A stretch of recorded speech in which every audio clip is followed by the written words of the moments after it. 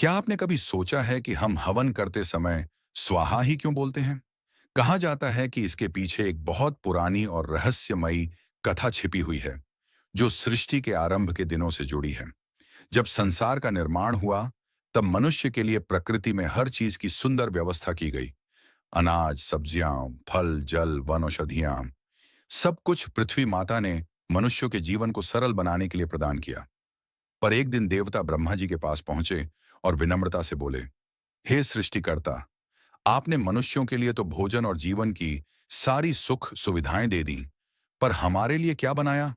हमारे लिए ऐसा कौन सा माध्यम है जिससे पृथ्वी पर किए गए पवित्र कर्म, भोग और आहुतियां हम तक पहुंचे?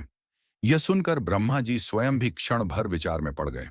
तभी विष्णु भगवान भी वहां उपस्थित हुए और बोले, हे देवताओं, इसका समाधान पृथ्वी माता ही दे सकती है, क्योंकि सभी भोज्य वस्तुएं और सभी आहुतियां मनुष्य पृथ्वी से ही प्राप्त करते हैं।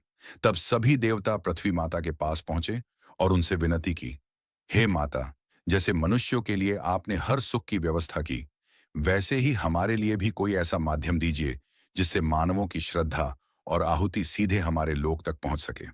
पृथ्वी माता ने शांत भाव से कहा, इसके लिए एक दिव्य शक्ति की आवश्यकता है।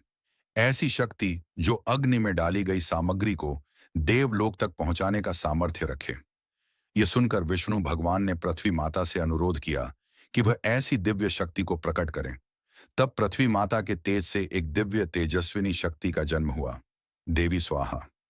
विष्णु जी ने घोषणा की, आज से जो भी मनुष्य अग्नि में आहुति डालते समय स्वाहा बोलेगा, वह आहुति देवी स्वाहा के माध्यम से सीधे देवताओं तक पहुंचेगी। यह उनका स्वीकार का संकेत होगा। उसी क्षण से स्वाहा केवल एक शब्द नहीं रहा, बल्कि देवताओं तक पहुंचने का पवित्र मार्ग बन गया।